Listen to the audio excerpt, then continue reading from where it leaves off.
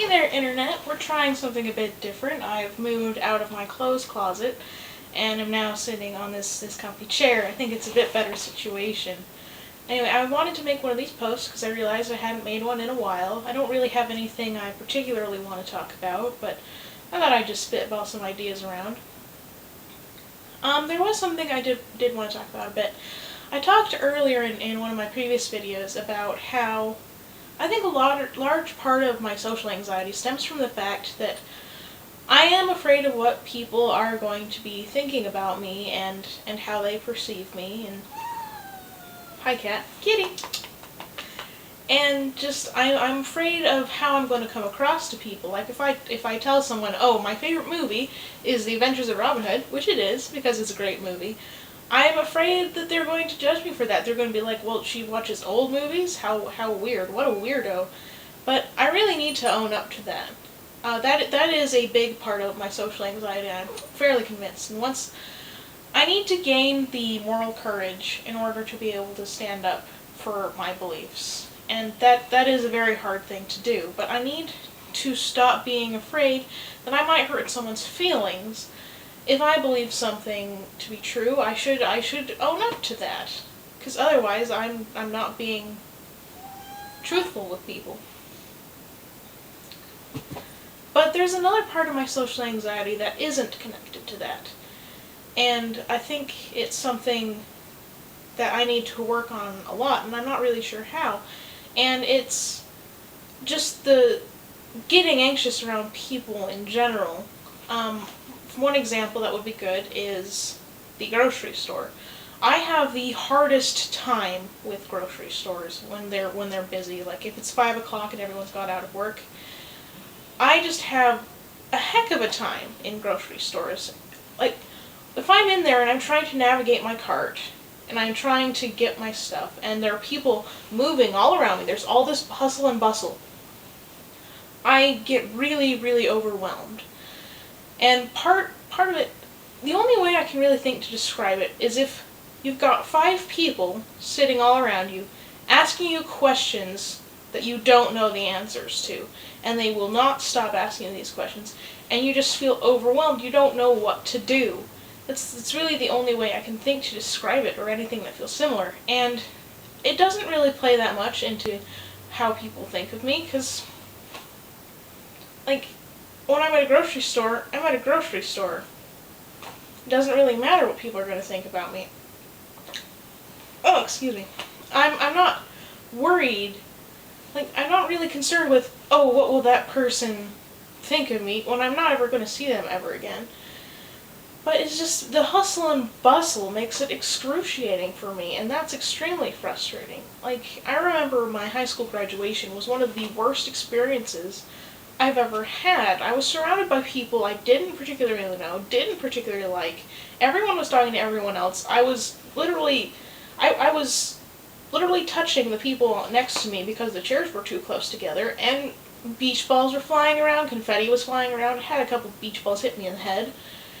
And I don't know what to do in that kind of situation. That is a problem I don't really know how to logically work out.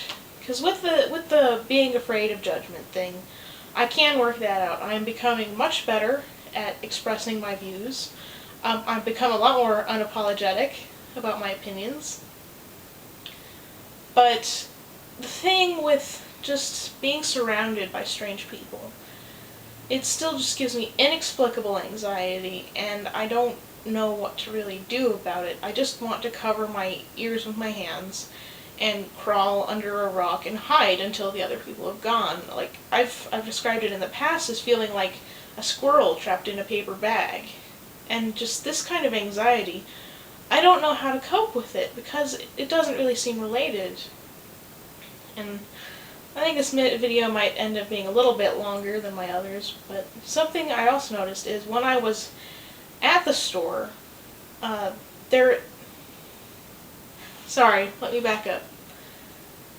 One of the counseling tricks that I've found to be very effective is cognitive behavioral therapy, or CBT for short, and it is based upon the idea that your emotions follow beliefs that you have within you.